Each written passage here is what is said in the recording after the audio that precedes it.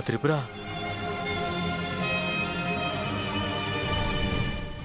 భరణి వాళ్ళ ఊరికి తిరిగి రారా నాన్న? ఎందుకు రారు? వస్తారు. నాలాంటి వాడికి లేదు కానీ బాగుపడాలని ప్రతి ఒక్కడికి ఉంటుంది. భగవంతుడు పెట్టిన పరీక్ష అనుకో, మనం చేసేదేం లేదు. అదే గవర్నమెంట్ పరీక్ష అయితే మనమే వెళ్ళి రాసేది.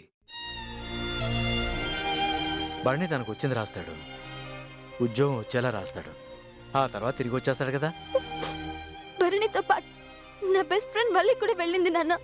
పరీక్షలని అబద్ధం చెప్పారు. ఇదిగో చిట్టి తల్లి, సత్యవళ్ళు ఎప్పుడు అబద్ధం చెప్పదమ్మా. పోనీ భరణి అబద్ధం చెప్పాడు అనుకుందాం, చెప్పనే. దానివల్ల ఎవరికైనా నష్టం కలిగిందా? నాకు బాధేస్తుంది కదా నాన్న, ఏడుస్తూ ఉన్నాను కదా. ఏమీ తినకుండా ఉంటానని వాళ్ళకి తెలీదా?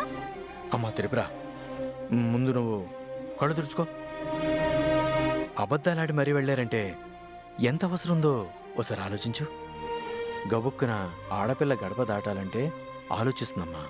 అలాంటిది ఊరు పొలిమేర దాటి పరిచయం లేని పట్నం పోయిందంటే భవిష్యత్తు గురించి అయి ఉంటుంది. రేపొద్దు నేను పొలిమేర దాటినా ఇలానే అనుకుంటావా నాన్న?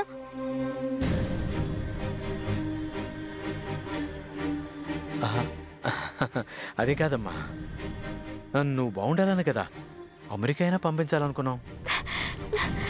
అసలు అమెరికాలో ఏముంటుంది నాన్న? అబ్బో, ఒకటా రెండా చెప్పాలంటే బోల్డ్ ఉన్నాయి. అదేమైనా మన ఊర్లో ఉంటుందనుకున్నావా? పెద్ద పెద్ద విమానాలు, బిల్డింగులు, పార్కులు, షాపింగ్ కాంప్లెక్స్లు, రోడ్లు, బస్సులు, సముద్రాలు, వాళ్లు, ఇవన్నీ ఇంకా ఎన్నెన్నో ఉన్నాయి. ఎన్నో ఉంటాయి నాన్న, కానీ సంతోషం ఉంటుందా నాన్న? సంతోషం అంటే ఎక్కడ ఉండదమ్మా, అది మనలోనే ఉంటుంది. మనమే వెతుక్కోవాలి. మన దగ్గర ఉండాలంటే మనకు కావాల్సిన వాళ్ళు ఉండాలి కదా నాన్న? కరెక్టే. ఇప్పుడు నాకు అర్థమైంది. మేమందరం సంతోషంగా నీ నిశ్చితార్థం జరపాలనుకున్నా నువ్వు సంతోషంగా లేవంటే నీ ఫ్రెండ్స్ లేరని కదా. వళ్ళీ భరణి తప్పకుండా వచ్చేస్తారమ్మా. ఇదే మాట అందరూ చెప్తున్నారు. వాళ్ళు చెప్పడం వేరు, నేను చెప్పడం వేరు. మీ నాన్నకి ఎక్స్ట్రా క్వాలిఫికేషన్స్ ఉన్నాయి కదా, తాగుబోతని, తిరిగిపోతని. చూడమ్మా, నాలుగు మీద మచ్చున్నాను. ఏదైనా చెప్పానంటే ఇట్ట ఇమీడియట్గా జరిగిపోతాయి. ఏమా, ఇంకా నమ్మకం లేదా? ఉండు, నువ్వు నమ్మే రూపాయితోనే మా పాపాయిని నమ్మించాలి. ఎస్.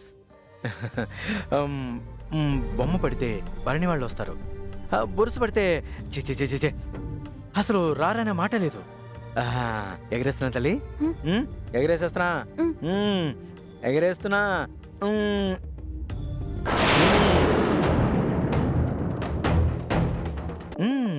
ఎస్. బొమ్మ పడితే భరణి వాళ్ళు వస్తారు, బొరుసు పడితే చి అసలు రారనే మాట లేదు. ఎగరేస్తున్నా తల్లి, ఎగరేసేస్తున్నా, ఎగరేస్తున్నా.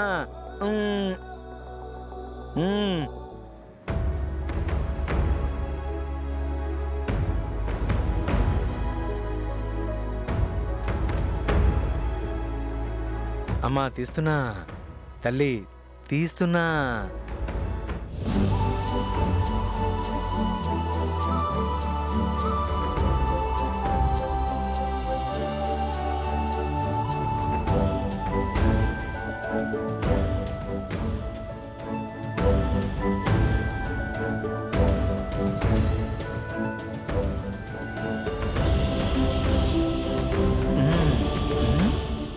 బొమ్మ పడింది నాన్న, అంటే భరణి మళ్ళీ వచ్చేస్తాడన్నమాట. అదే మళ్ళీ భరణి తిరిగి వస్తారు కదా నాన్న? ఖచ్చితంగా వస్తారమ్మా. ఇదిగో ఈ బొమ్మే సాక్ష్యం.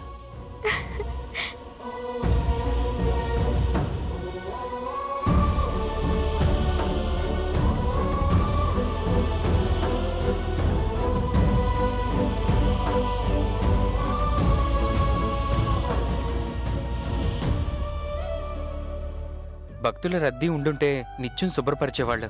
పోనీలే, నువ్వైనా శుభ్రం చేయి.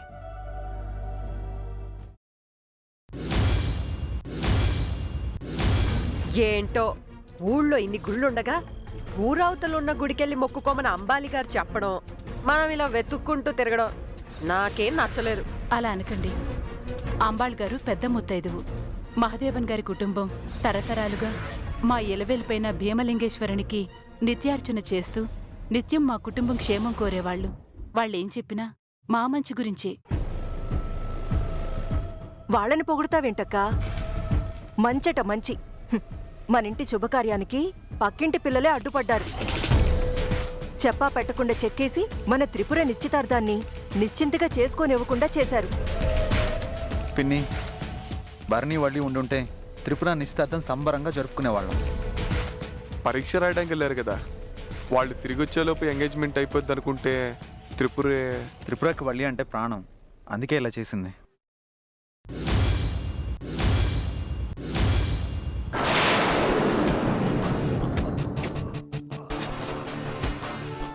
భక్తులు ఎవరూ రారన్నారు. ఇప్పుడేదో కారు చాగింది. ఎంతమంది దిగుతారో ఏంటో.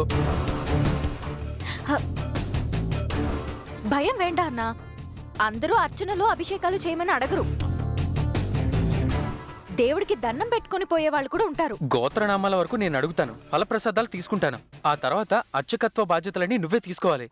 ఆడవాళ్ళు అర్చన చేయరన్నా. ఏమో, నాకు అదంతా అనవసరం. నాకేం తెలీదు. ఈ పూట గండం గడిస్తే చాలు. నీ పో. అన్నా, నువ్వు ముందుండు. అయ్యో, శుభం. అంబాళ్ గారు చెప్పినట్టు ఊరవతలున్న ఆంజనేయ స్వామి వారి గుడికి వచ్చేసాం.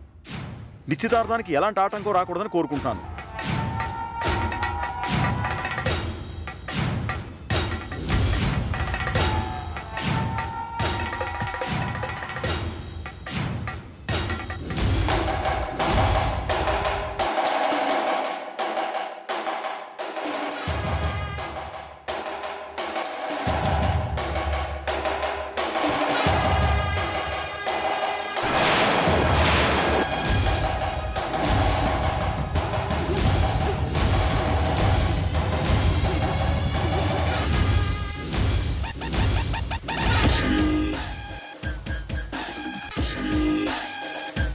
వల్లి, పెరియ బాబు,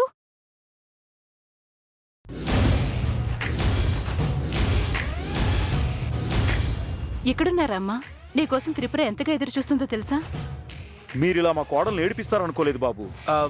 నేనేం చేయలేదండి. ఊరు వదిలి వెళ్ళిపోమంటే ఒలిమెర్ర కూడా దాటకుండా గుడిలో దాక్కున్నారు. అంబాళ్ గారు చెప్పినట్టు ఈ గుళ్ళో కొబ్బరికాయ కొడితే అంతా మంచి జరుగుతుందన్నారు.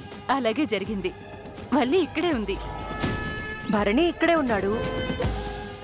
ఆయన వాళ్ళు ఎదురుపడినట్టు అంత సంబరపడిపోతారే? వల్లి కోసమే కదండి నా కూతురేడ్చింది. నిశ్చితార్థానికి తను లేకుండా పోతే ఎలాగాని బాధపడింది. వల్లితో పాటు భరణి కూడా ఉండాలని కోరుకుంటుందంటే త్రిపుర. మేమైతే కోరుకోలేదు. మా మీద కోపడకండి.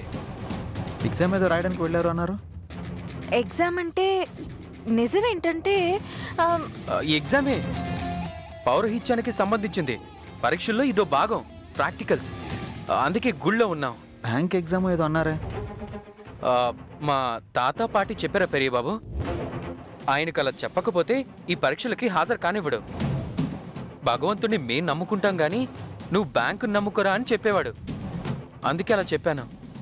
ఏదో ఒకట్లే, మీరైతే వచ్చారు కదా, అంతే చాలు. అభిషేకం చేయించకముందే ఆశీర్వదించాడు దేవుడు. ఇంటికి వెళ్తాం రండి. నా ప్రాణం రా, నువ్వంటే నాకు చచ్చేంత ప్రేమ.